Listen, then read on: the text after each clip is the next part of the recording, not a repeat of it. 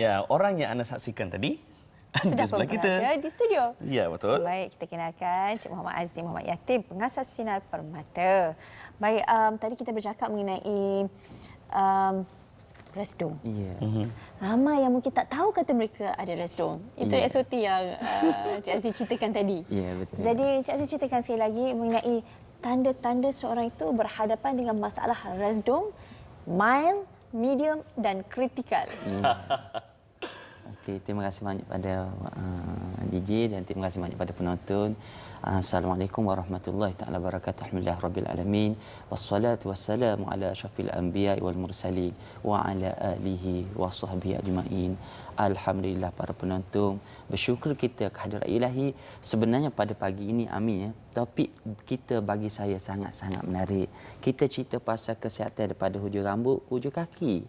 Pertama sekali lagi saya nak kongsi para pendengar yang mana nikmat yang Allah Taala beri pada kita, tapi sini mata, hidung dan telinga.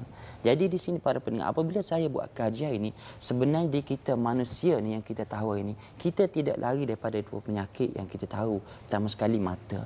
Dan yang kedua ini kita nak fokus pasal penyakit resdung dan apakah tanda-tanda penyakit resdung. Ini banyak orang tak tahu hari ini dah. Sebenarnya penyakit resdung apabila kita perhati ini jadi satu fenomena di pusat terapi kami. Sebab penyakit resdung ini saya boleh kategorikan sebagai virus.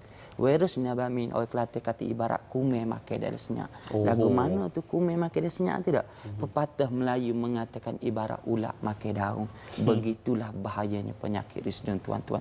Tanda-tanda dia tuan-tuan. Kadang-kadang sebenarnya resdung terbagi pada 3 kategori.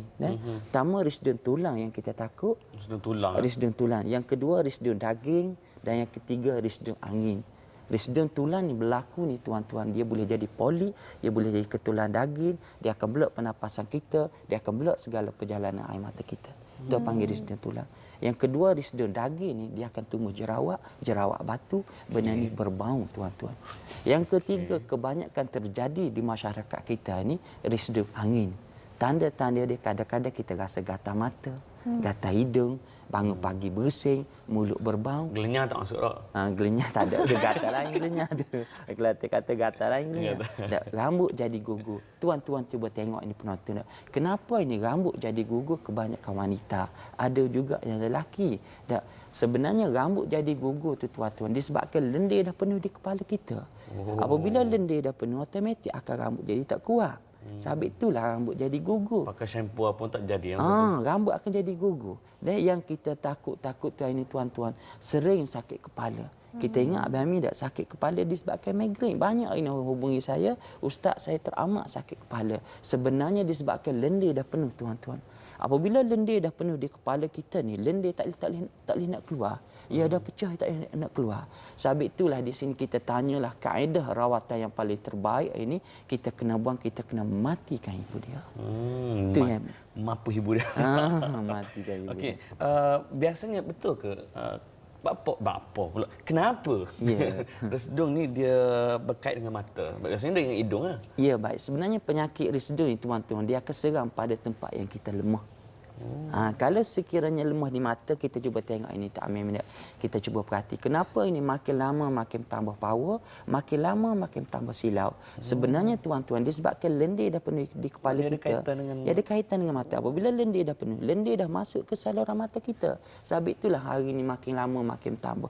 Sebab penyakit resdung ni apabila lemah di mata, dia akan efek di mata kita. Kita akan rasa gatal mata, berair mata, dan merah mata. Tu tanda-tanda dia efek di mata kita. Kalau sekiranya kita lemah di telinga, dia akan efek di telinga kita. Dia akan efek gatal telinga, berair telinga, lama-lama panggil tak berapa dengar. Kalau sekiranya lemah di hidung, dia akan efek di hidung kita. Kita akan berair hidung, gatal hidung, selalu bersin. Kadang-kadang Kelantan kata, Abang Amin nak cabut hidung disebabkan gatal, amat gatal. Oh, sengerti. Okey, tadi dalam visual kita nampak bagaimana Sinar Permata ni menjalankan rawatan alternatif kepada mereka yang berhadapan dengan masalah resdung. Kongsikan dengan kami.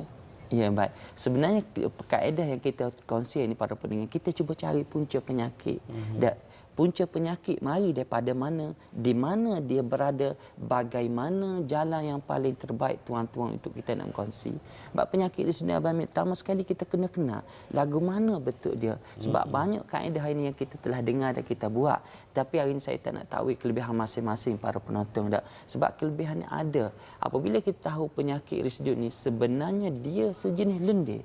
Ada juga setengah pihak dulu menggunakan asap ataupun menggunakan lilin ataupun menggunakan lintah. Jadi di sini apabila kita kenal, kita tengoklah mana-mana rajah di internet ataupun di TV, di buku tuan-tuan, penyakit risdut sebenarnya dia sejenis lendir yang mana dia ada di kepala kita, di muka dan di telinga. Cara kaedah rawatan yang paling terbaik, kita kena buang, kita kena matikan ibu dia. Ialah mematikan sumbernya, the sources. Okey, jadi di mana pusat terapi sinar permata ni, dan saya difahamkan ada jelajah sinar permata yang sedang berlangsung. Ya, sebenarnya para penonton ini berita gembira untuk seluruh warga Malaysia lah. Bagi saya sebenarnya sinar permata ini dah hampir di seluruh Malaysia. Kami telah membuka pusat terapi kami termasuk Sabah dan Sarawak. Dah seluruh Malaysia Abang Amin sekarang. Dulu baru 2-3 tempat mula-mula saya masuk TV Alijera. Sekarang ini hampir dah seluruh Malaysia. Pertama sekali saya berada di Johor Bahru. Itu di Bandar Baruda, Jalan Padi Emas. Untuk para penonton yang nak dapatkan pemeriksaan secara percuma. Kenapa apabila kita menggalakkan orang datang dulu dapatkan pemeriksaan secara percuma? Sebab kebaikan yang kita dapat. Ada juga orang confuse. Kata ustaz cakap di radio, di TV percuma. Tapi mari kena bayar. Pemeriksaan secara percuma tuan-tuan. Rawatan ada bayaran dia. Kanak-kanak RM30, dewasa RM50. Apa yang percuma tu ustaz? Kita akan cek. Kenapa kita menggunakan formula Zamzam ni, kita usik sarang dia Abang. Sebab dia ada sarang dia. Bila kita letak dalam telinga tak sampai 5 minit tuan-tuan, dia ada bunyi. Sebab kita usik sarang dia. Kita nampak dekat ya betul. Bila kita usik sarang dia tuan-tuan, dia ada bunyi. Bila bunyi itu menandakan kita dah ada penyakit risdun 30% yang saya buat kajian lah. Kalau kita nak tahu teruk atau tidak penyakit kita akan cek pula di hidung. Kita usik di hidung tak sampai 5 minit tuan-tuan. Apabila mata kita dah merah, mata kita dah keluarkan air mata, hidung kita dah meleleh keluar, mana kita dah teruk. Kalau sekiranya teruk tuan-tuan, tak usah sayalah penyakit. Dan berita gembira juga saya nak kongsi ini, yang nak tahu lebih lanjut Abang Amin, kemungkinan kita tidak cukup masa Abang Amin. Nak tahu lebih lanjut, para pendengar boleh buka laman sesawang kami di www.sinarpermata.com ataupun boleh hubungi saya di talian 019243488 019243488. InsyaAllah semuanya sudah tertera di kaca TV dan mungkin ada istimewa promosi khusus untuk penonton-penonton kami. Ya, istimewanya untuk warga di Kuala Lumpur yang mana kami besok kami akan buka satu lagi pusat rawatan. Hari pembukaan selama 3 hari kami buka di Setapak, iaitu di bangunan PV 128 dekat sebelah Hospital Columbia. Boleh datang beramai-ramai, dapatkan harga promosi. Okey, itu dia. Baiklah sedang menonton, itu dia tentang penyakit resdung perlu dirawat. Jangan kita tahan untuk bawah tengah dah. Ya. Kan? Especially yang bangun pagi tak demam tapi duk acu. Baik, terima kasih Cik Azli. InsyaAllah kita akan berehat seketika, tapi kita akan kembali selepas ini dengan saya suka topik ini. InsyaAllah memberi sokongan padu kepada adik-adik kita yang terlibat dalam industri. Dan ini tajuk perempuan, jadi saya membawa diri selepas ini. Bye.